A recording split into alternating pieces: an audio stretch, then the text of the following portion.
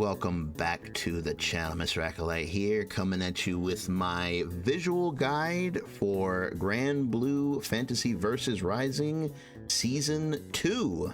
So the Season 2 update just recently went live. There are a lot of changes in terms of the overall game. Not as much with the characters this time, but the system changes are pretty significant, and then there are some new game modes and stuff like that.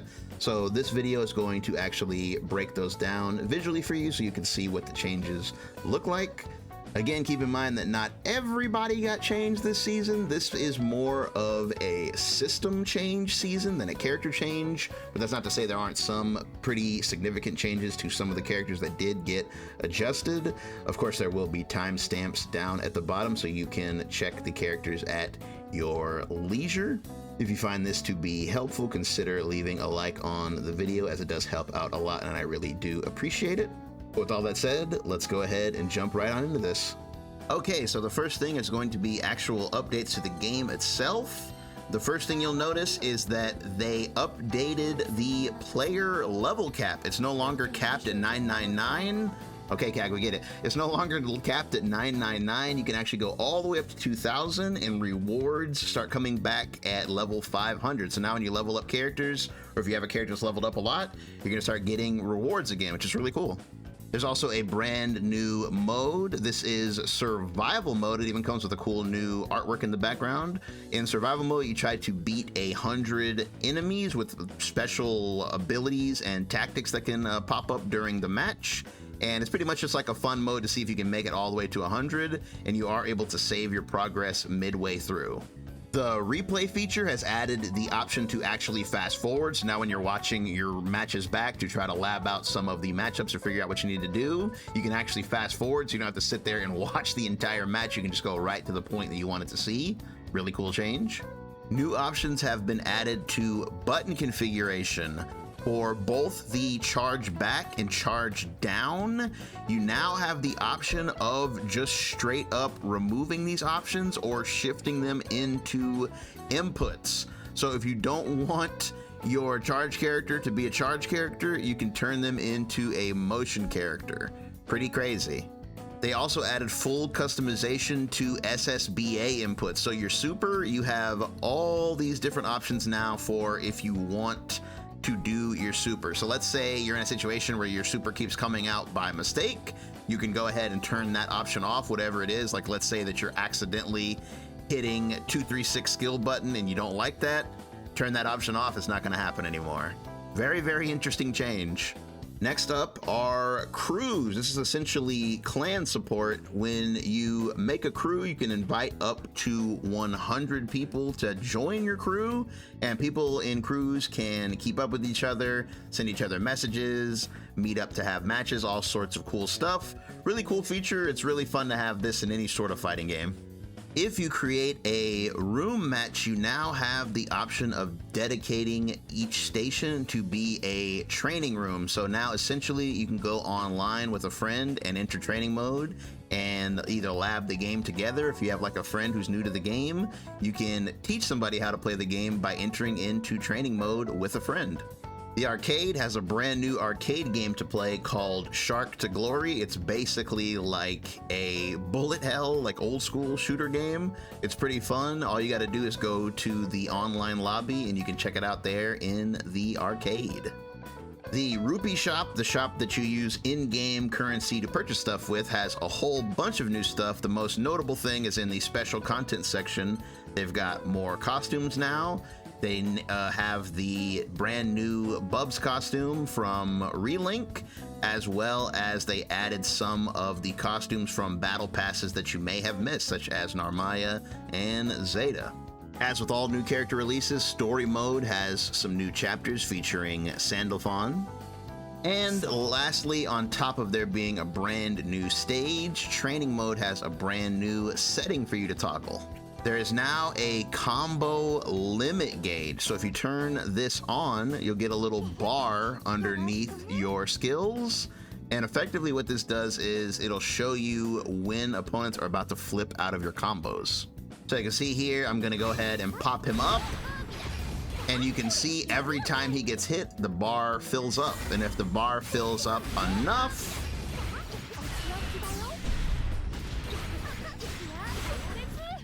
once it turns red, that means you can't hit him anymore. And as you saw, he flipped out, so the last part of my combo did not connect. So this is a great way to actually test your combos to see if they are real combos and see how much wiggle room you have on your juggles. Very, very nice idea there from the devs. Okay, and now on to the system changes. In my opinion, these are the most drastic changes of the whole patch. These are the changes that affect every character and basically the way the game is played. So let's go ahead and start with the big one, the nerf to brave counter. So, in case you've been living under a rock, you might not have heard about Brave Counter in this game being infamous for being too strong. What is Brave Counter? It is the act of guard canceling. So this game has a very fast and very powerful guard cancel, rightfully so because the offense in this game is very, very oppressive. It's a very fast paced and very aggressive fighting game, so the guard cancel was made strong so that you just don't get steamrolled. But over time, people have kind of gotten a little fed up with guard canceling because the main thing about it was even if you baited it, you would still lose your turn. What would happen is people would run up and do a button and then dodge, and it would still not be punishable. But as you can already see, the frame advantage counter over there is kind of spoiling it. That's no longer the case. If you know that the opponent is going to guard cancel and you do a light button that has fast recovery, you will block the guard cancel and now you are plus. And this is a massive, massive change because before this, guard cancels themselves were +6. So the person activating the guard cancel would suddenly be +6, and the person who was initiating the attack would 100% lose their turn. And it was just kind of like an ugly situation. It also led to what people were calling like guard cancel cancels. That was a whole nother thing where you would bait a guard cancel and then do your guard cancel, basically creating a guard cancel loop. Needless to say, that was not very appealing to do in a match or to see in high level play, so that's basically gone now. So if you bait a guard cancel, it's just 100% your turn now. It's much more of a risk. And this is very, very heavy because at the top of the screen, as you can see, once you guard cancel, you still lose one of your crystals. So if your guard cancel gets baited and you don't get them off of you, you just lost a crystal, which means you're going to be taking more damage and you're going to have less resources and you didn't get anything for it. So the name of the game in this game is going to be being much more careful with your resources than you were in the previous season. Next on the universal changes is another really big one. It is a change to all invincible moves. So anything that is considered invincible or reversal now puts the opponent in a counter hit state. So basically anything in the game at all that has invincibility, once it's over, you're going to be put in that state. So this means that you are going to be taking way more damage if you DP and it gets baited or it gets blocked. This combined with the change to guard cancel pretty much has buffed offense in this game. As I said before, this is a very, very offensive heavy game, and with these two changes, offense just got a lot stronger because defense is significantly weaker. And when I say everything, I mean everything. Even a whiffed roll, which is invincible, will lead to a fatal counter if punished. And lastly, all SBAs and SSBAs have been adjusted so that they are more punishable. So in general, most supers should be a lot more easy to punish. It's pretty well known also that in the previous game and in season 1 of this game, some supers were very hard to punish. You effectively had to spot dodge to make a lot of them punishable, but now a lot more of them, and most of them should be punishable on block. And not only will they be punishable on block, but you'll get the big fatal counter too if you punish it in that way. So again, offense up, defense down. This is going to be an interesting season. All right, so let's go ahead and move on to the actual character changes, starting with Mr. John Granblue himself. He got a few minor changes to his kit. Based on their summary of changes, the devs have said that they feel he's a little too vanilla, so his changes are aimed at making him just a little bit more fun to play. The focus of his changes pretty much all revolve around his fireball, the Regenlave. So the L, M, and H versions all actually knock down on counter hit. So before, his fireballs would just kind of leave you standing even if you got counter hit by them. So the fact that they'll actually knock down is going to give him a little bit more freedom in the neutral if his fireball knocks the enemy out of any sort of animation. And needless to say, it should give him some big combo opportunities in the corner. The follow-up on his Overdrive Surge, also known as the Timberland Boot, has been buffed, so the L version now acts the same as the H version. So if you're trying to play safely or just convert into combos normally, if you start with the L but then turn it into an H, you no longer have like a weak version of that kick. It's going to be exactly as strong as if you had just done the EX Timberland to begin with. And lastly, he got a buff to his Super Tempest Blade.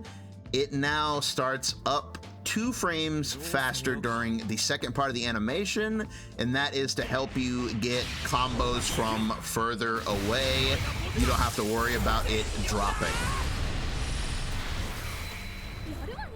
Djeeta, no adjustments for Djeeta this time, universal changes only.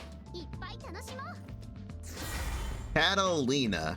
Katalina is a character who received a lot of buffs in the previous patch, and most people would agree that those buffs were significant enough to make her a big threat in this game. So the summary of her changes in the Season 2 patch is that they are dialing her back just a little bit because the devs feel that in her current state she was a little overtuned. So a couple of things got nerfed just slightly, starting with her light wall. So this one is not exactly a nerf, this is just to help the actual Katalina player. When you successfully parry something, there's going to be a very brief screen pause. So this is designed to help you realize when you should let go of the button in order to get your follow-up to connect. The next one is an actual nerf, however. If you do light wall step from mid-screen, they adjusted the dash so that you can no longer get close slash buttons to connect. So I'm going to try to do close medium here. As you can see, I'm not getting it due to the adjustment of the dash. I suppose they felt the follow-up there was a little bit too strong. So now you can only get far buttons if you want to convert this mid-screen. Next up is a slight nerf to Ultimate Frozen Blade. This move was greatly reworked in the last patch to be very dominant at neutral. However, they felt it was a little too strong. So the overall frame advantage of the move has been reduced. It went from +2 to now being -4. However, hit stun has been increased by 7 frames in order to make sure you still get your follow-up in time before they crumple. Charlotta. Charlotta has mostly seen buffs in this patch. She got a few nerfs due to the overall universal changes, but to augment that, they have buffed a few key places in her kit. First off, her jumping unique has been buffed. They reduced the knockback when doing a vertical or backwards jump. This is to help her still get her close buttons when using it at neutral or in general pressure sequences. Next up, her Holy Ladder, the DP, has pretty much been reworked in all strength levels. So in case you didn't know, Holy Ladder has always had this weird situation attached to it where if you block it standing or crouching, it had different frame advantage. Basically, you had to block it a certain way to make it more unsafe. They've pretty much done away with that now. no matter what, when it comes to the light version, it is -4 regardless of if the opponent is standing or crouching. They went ahead and made this change to the light version, specifically making it -4 to give it more of a purpose of use, because this move is not invincible, so it's just kind of like a move that's out there. So they made it safe so that it has some sort of use case as sort of like a jump scare, or maybe even like a potential counter hit setup. Either way, however you want to use it, it's a safe move now. But on the other end, the medium version is now -15. You can actually see how laggy it is. You can actually kind of, if you're used to seeing this animation, you can see how long she lingers now.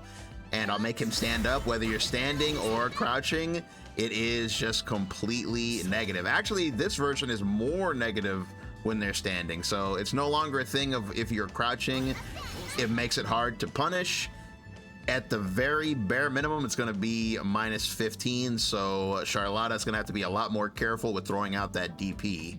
Same thing with the H version, of course. -17, and I mean, you probably get the point, but the ultimate version is the same too. This one is -16, slightly safer than the others, but still doesn't matter. Very punishable. That's pretty much the name of the game in this season, is reversals being a lot more unsafe. Lancelot, no changes this time, only universal adjustments. Percival, no changes this time, only universal adjustments. Ladiva, no changes this time, only universal adjustments. Metera is a character that a lot of people feel is in desperate need of some buffs, and lucky for them, she got it this time. Metera's change summary was basically focused around the idea of making her an even stronger zoner. So to summarize, basically they just made everything about her faster. So her FAR 5H is faster. It now comes out at 13 frames instead of 15. That is very fast. So this poke being 13 frames, that is pretty darn good. Her fireballs across the board, the L, M, and H versions all now start up in 10 frames instead of 12 frames. So she now has a 10 frame projectile. And for the low version, same thing. L, M, and H have all been sped up. They are now 11 frames. The H version of the Great Fall has been buffed again. Basically, the initial vertical hitbox has been expanded, so now it hits even further forward than they already made it do before. So now not only is it better in combos, but it's even better at anti-airing. And lastly, the ultimate version of the Great Fall has been buffed as well. Now it can be used even if projectiles from the L, M, or H version are still on the screen.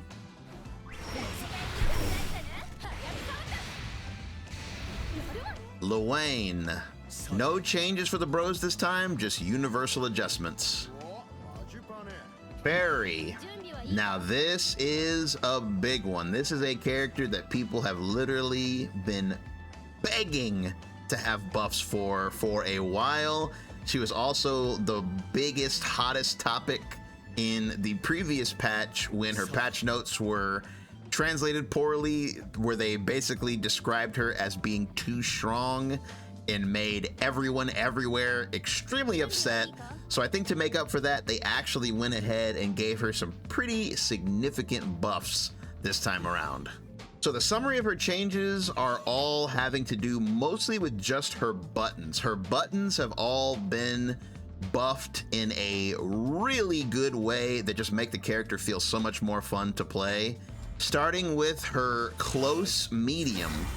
Believe it or not, but Ferry finally has a real anti-air.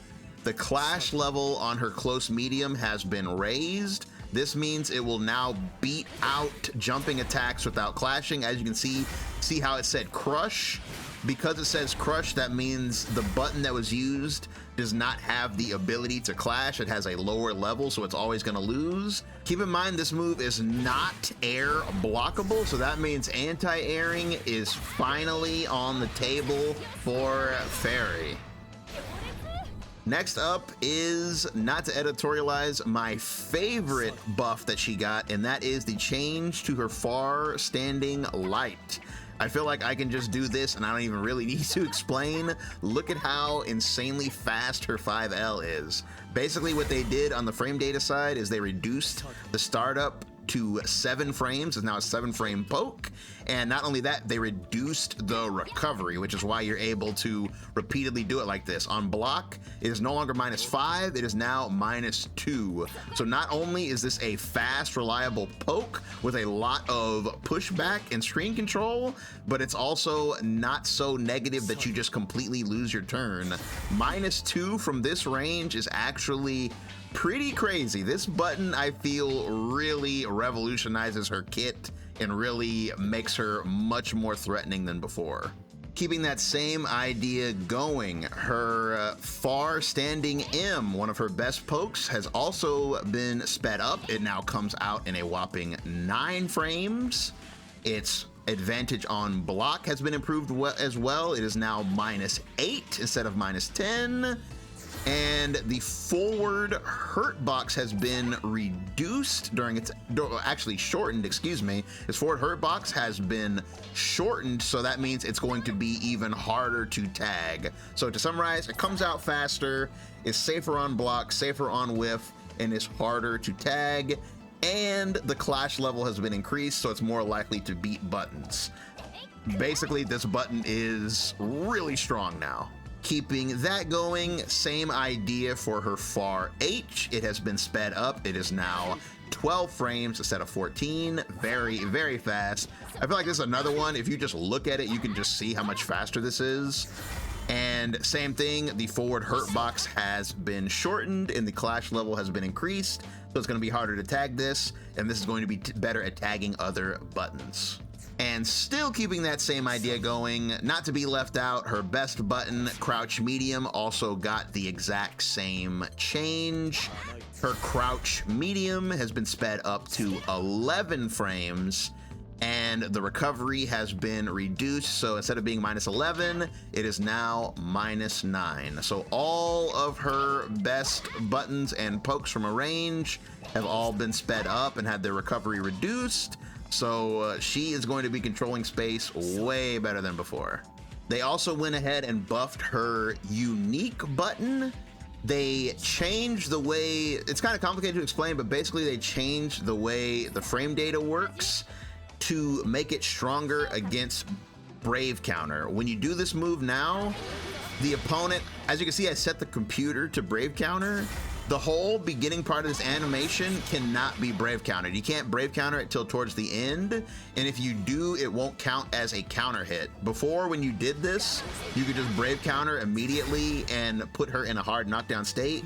That's not the case anymore because the beginning cannot be brave countered, period, which means chip is on the table. And if you do get brave countered at the end, it's not really going to be worth it because you're not going to get hard knocked down. And lastly, they made a minor buff to the ultimate spin. They reduced the hit stop by 1 frame in order to make it easier for you to get follow-ups.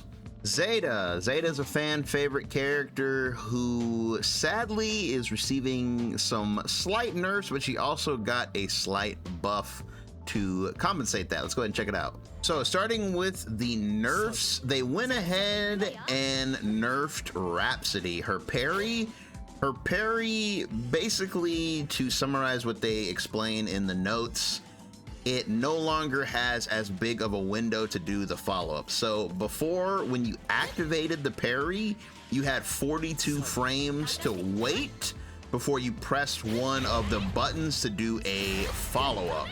So this gave you a lot of freedom to parry, see if they were going to attack, and then do your follow-up.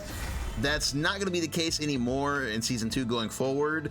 Now you basically have roughly half that amount of time. You only have 26 frames to input it. So now, if you check it out here, I'm going to go into Rhapsody and wait a second and then hit the button. Nothing came out. Before, you would still have time to get that follow-up. Now, for all 3 versions, you only have 26 frames to input the button, or you don't get any sort of follow-up at all. And for her buff, she got a little bit of a buff to her combo game. They buffed the launch height on any of the downward spear moves. So if you do Spear of Arvis in down forward, down, or down back, the opponent is now launched higher. This is to make her combos a little bit easier and lower the execution barrier on landing some of her more difficult combo routes. Vaseraga, no changes this time, only universal adjustments. Narmaya only received 1 buff this patch, and that is to her ultimate transient. So according to the notes, the hurt box on this move has been shortened during the first 11 frames. Basically, the point before she disappears, it's going to be harder to tag her. And then now she is completely invincible from frame 14 onward. So basically, by the time she starts to disappear, she's just completely invulnerable. So I guess the whole idea is they want this move to be harder for opponents to tag, because it is basically a safe way to get in from very far away. So I suppose it is sort of that kind of tool, like just your average neutral skip. Soriz, no changes this time, just universal adjustments. Zooey, the forever underestimated character of Granblue, no matter how much she gets buffed. She got pretty much nothing but buffs in this patch as well. The summary of her changes basically state that they wanted to improve her combo game, so almost all of her changes are made with the intention of making her combos more viable and easier to pull off. So, starting with her Jumping U, everybody's favorite Guilty Gear reference, the move she borrowed from our old buddy, who we shall not name. It has a couple of changes. The vertical hitbox has been extended inward. This change is made to make it harder to whiff in the middle of a skill. So basically, it's just more likely to hit opponents. And they also buffed the counter hit version. It now knocks foes backwards. So as you can see, they really want you to be using this button in combos. Next up, they buffed her Heavy Breath. Whether on hit or on block, Zooey is no longer pushed back during the activation of this attack.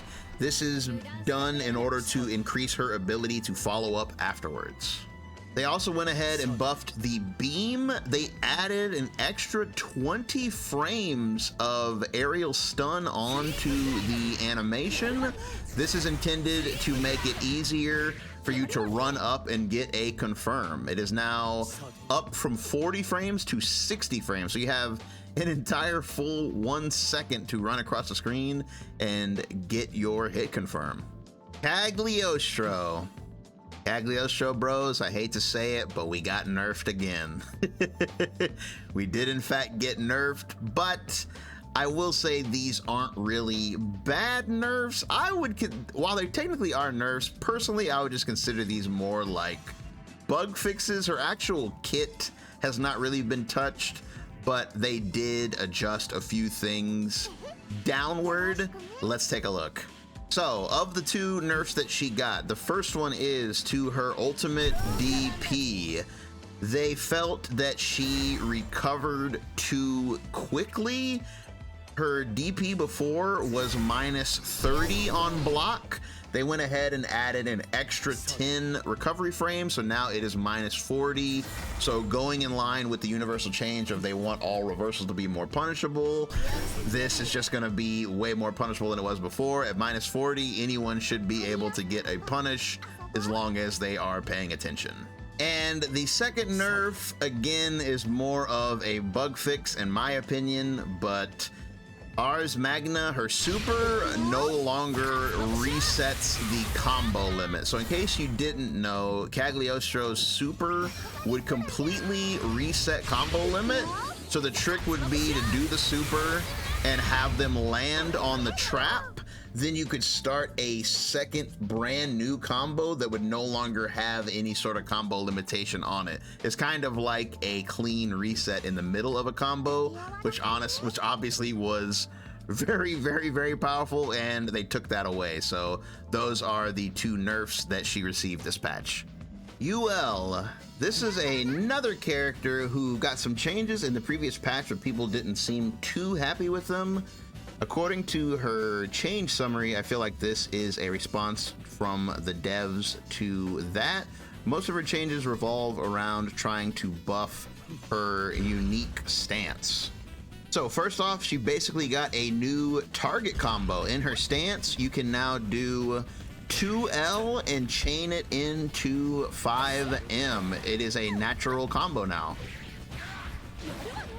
Next, they buffed her parry in the stance as well. Whenever you do the parry, it is now active for 15 frames instead of 10. So you now have 5 extra frames to catch buttons or people trying to knock you out of your stance. And on top of increasing the counter window during the parry, they also went ahead and made it possible for her to counter invincible moves. So now if someone just tries to reversal to knock you out of your stance, you can even parry things that are completely invulnerable. The next buff goes to Starlit Sky, her lariat. They went ahead and increased the pushback on it. As you can see, as long as the third hit comes out, it pushes them even further away. So now if you do this into her stance, you have even more space to work with after stance swapping. And lastly, they buffed Ultimate Hanarashi. This move now has faster startup by 2 frames. This is intended to make it be able to combo off of far H. However, do be advised that they did nerf the move on whiff. If you end up whiffing this, it has 10 more frames of recovery.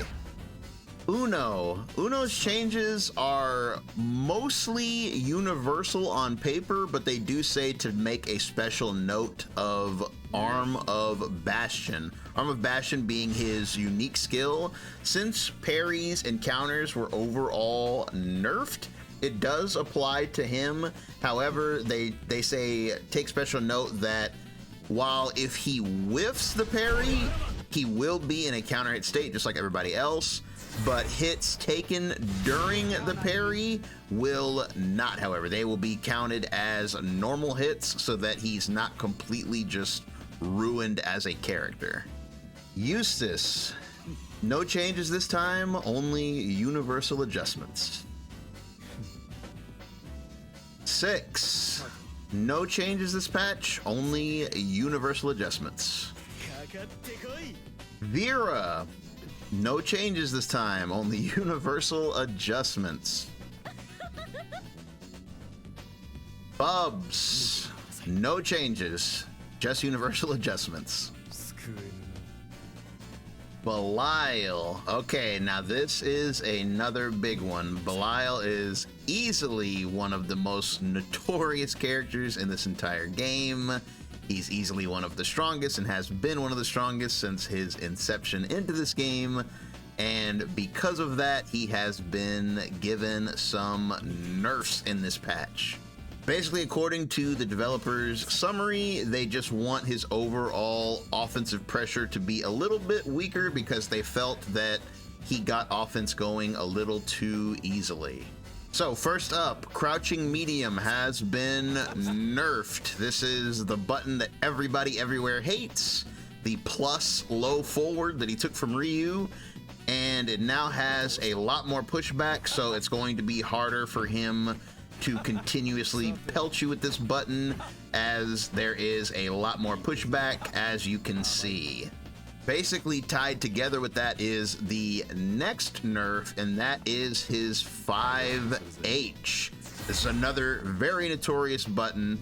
First of all, the pushback on the first hit has been increased. So if you block the first hit, as you can see, it leaves you pretty far away from him. While the pushback on the second hit has been reduced, this is to help him actually lose his turn. If you block it, that way you're left a little bit closer to him, so it's going to be harder for him to not take any pressure there. And the biggest nerf to the 5H is that they removed the proximity guard. So when you whiff the first part of the 5H, you will no longer be locked in place. You can continue to walk backwards. So this gives you an opportunity to see that it whiffed and counter hit him. That is really, really big. Next up, they went ahead and nerfed his fireballs as well.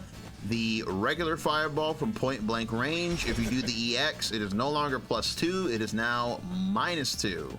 And if you do the ultimate version, it now pushes the opponent away from you. They also nerfed the L and M follow-ups as well. The blocked projectile now travels the same distance when whiffed. This is to prevent it from stalling over people's heads when they duck. Basically, they just don't want this to be as plus as it was, because paired with that, it now disappears immediately on contact. This just makes it way less plus in general. And lastly, they nerfed both the H and U versions of Notoria. It is now -13 instead of -10 to make it even more easy to punish. Avatar Belial, no changes, only universal adjustments. Anila. Anila got some huge buffs in the previous patch, which everyone pretty much universally agreed saved the character. She wasn't thought too fondly of before that, but most people say she's pretty good now. However, that didn't stop the devs from buffing her again. They gave her another buff to her Flock to the Future H. The overall startup has been reduced. It was 15 frames before, it is now 13 frames. So it comes out a lot faster, and the purpose of that is to help it be able to convert off of her longer ranged buttons.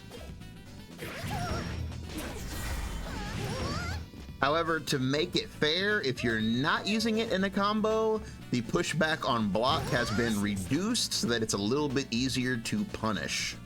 Siegfried. This is a very polarizing character. He was super popular when the game came out. Not only that, he was super easy and super good.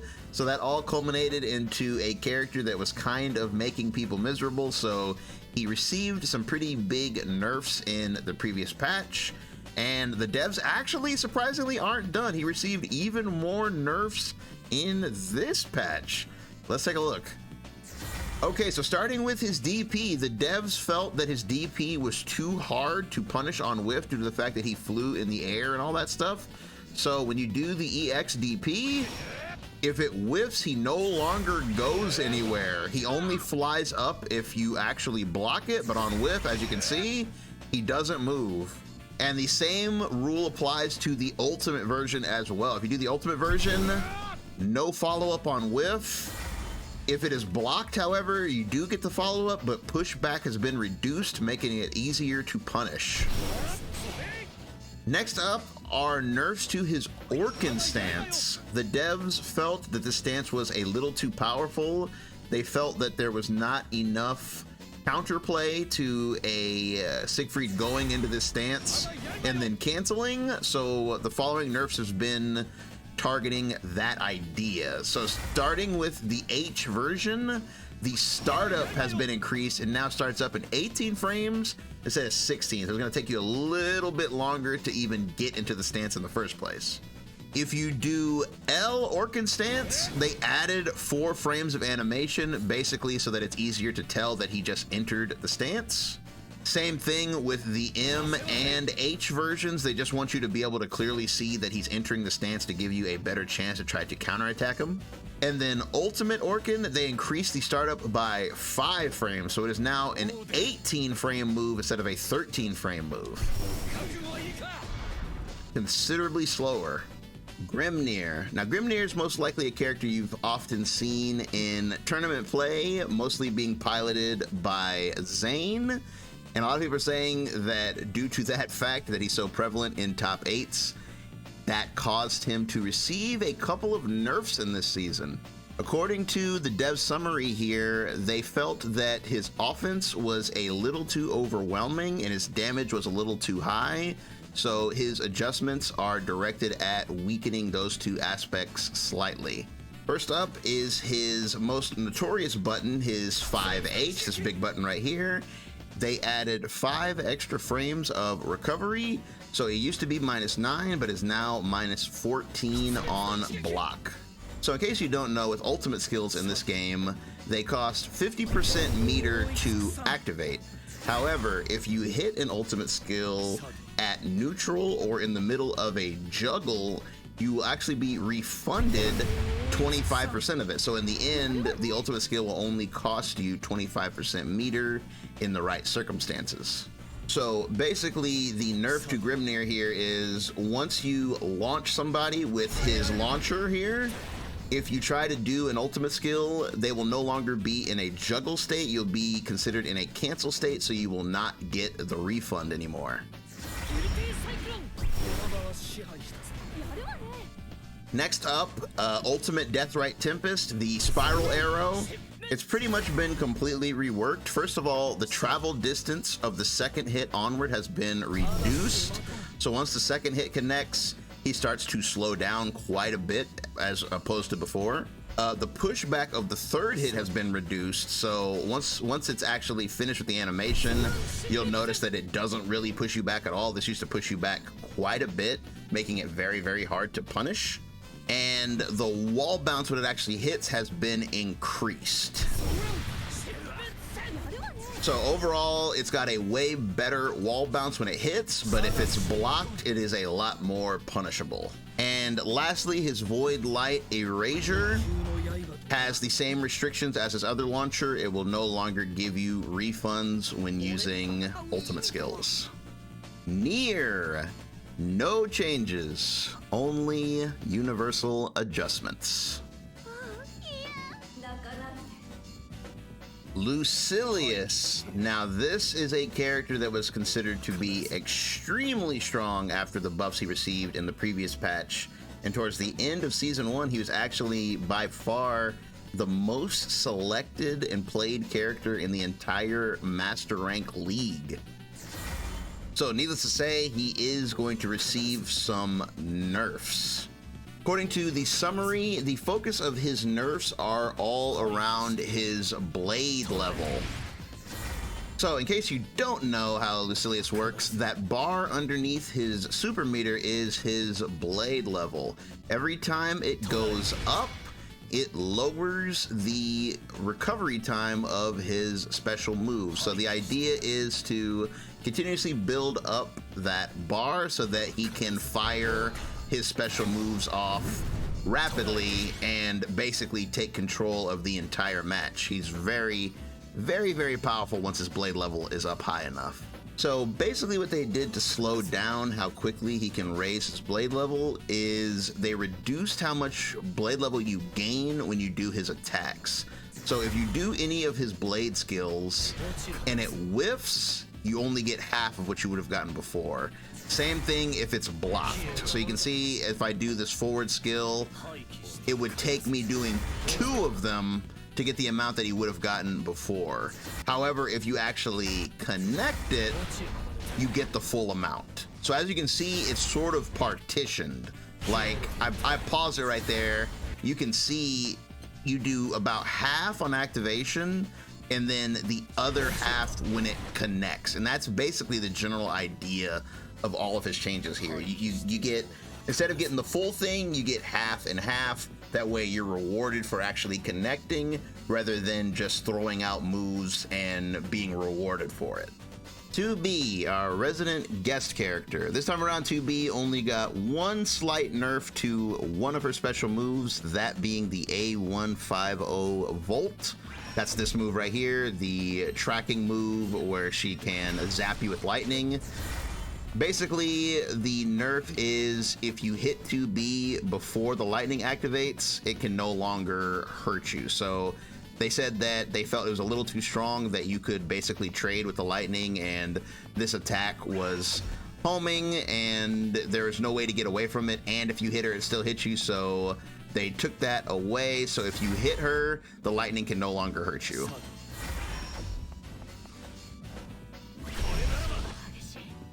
Vane. Sorry, Vane bros. No big changes this time. He got one minor change. They slightly increased the travel distance of his SBA. They said that they wanted this to be able to land in combos from further distance, and that is all. Beatrix, the #1 most selected character across all ranks as of the time of this recording.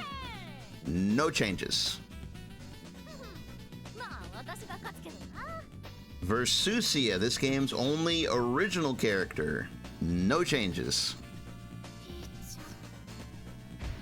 And last but not least, the final Season 1 character, Vikala. Now, Vikala actually got some of the biggest changes and most buffs of this entire patch. Let's check it out. So, starting with the most obvious change, she now has her own personal item UI. If you look below the health bar up there, you'll see it says next, and then it has a picture of the item. That is literally the item that she will throw if you hit the U button. So now you no longer have to guess or try to quickly react to what item she's thinking of or what item is going to pop out of the cannon. You now know beforehand, so you can actually be strategic and fire items or get combos based on what item is actually going to be next. So that is a massively huge improvement to our overall game plan, where before it was very hard to keep up pressure consistently or do combos consistently because you always had to guess or like react, but now you can actually plan strategically. On top of that, several of her items have been buffed. The cannonball now does more damage when it's thrown and does even more damage when it's fired from a cannon. Same for the bomb. The regular toss damage has been increased, and the cannon version damage has been increased even further. The spike ball had its number of hits increase. It now hits 5 times in a row. The block stun has also been increased, making it +12 instead of +8. And both the heart and the cheese, the recovery items, have been heavily buffed.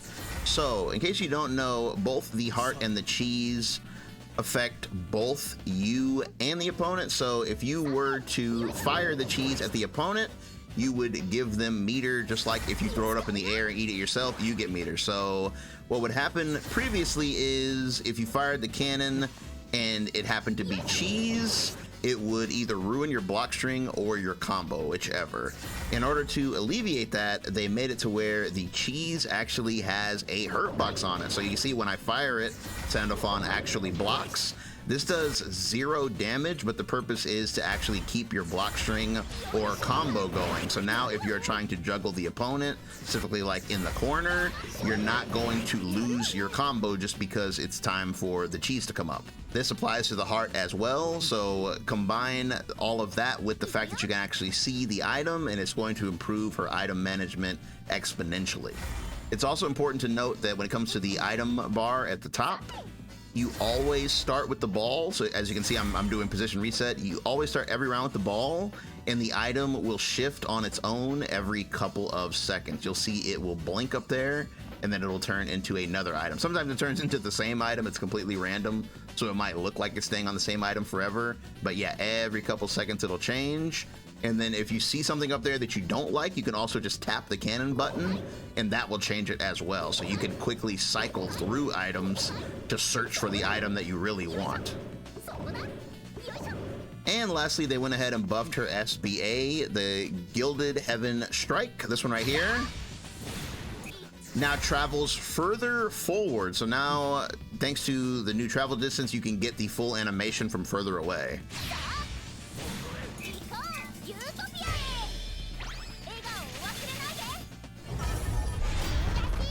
And with that, we have reached the end of the Season 2 visual guide. Thanks for listening, guys. Yeah, as you can see, not a lot of character changes. The previous patch was definitely way bigger than this one. Like, the last patch was ginormous. There were so many changes. I remember it took me like 2 hours to even read the patch notes. It was so big. This one, I feel like they really were being cautious, and I appreciate that, because they did say in their opening statement that their main focus was to keep this game balanced and competitive. So the fact that that is their main focus and they don't want to change too much at once out of fear of the game becoming like an unbalanced mess, I actually respect that, because there was another game that just had their Season 4 recently, and that ended up being a massive disaster and turned a lot of people off, and it's because they changed too many things at one time and it all got out of hand, and we can see where that goes when you're not as careful. So the fact that they're being more careful, they want to see how the system changes balance out before they go too crazy on the characters. I, for one, am kind of down for that. And then the buffs that we did get, like characters like Ferry and Metera and different ones like that, I do think are pretty interesting, and Sandalphon's here, and there's more characters on the way. So I do still think there's enough new stuff here to be excited about for Season 2, and I'm really eager to see where things go even further in the future, because I'm pretty sure whatever the next balance patch is, you know, the mid-season Season 2 patch, I'm pretty sure that one's probably going to be pretty extensive, kind of like how the last one was. So I will be looking forward to that. But in the meantime, definitely be sure to let me know what you think. Are you enjoying Season 2? Or are you mad that your character didn't get changed? Are you glad that your character didn't get nerfed? If your character did get nerfed, let me know what you think about that too. I love hearing from you guys. Don't forget to leave a like if you enjoyed the video. It does help out a lot, and I truly do appreciate it. If you want to see more from me, check out the playlist at the end of the video. I have plenty of Granblue matches over there. I've been playing Ferry lately thanks to her buffs, and I'm really enjoying it. I'm also planning to try out some of those Vikala buffs, and of course going to be going through Masters with CAG as usual. So if you want to see any of that, be sure to check that out. But as always, you guys have a good one, and I'll catch you in the next one. Peace.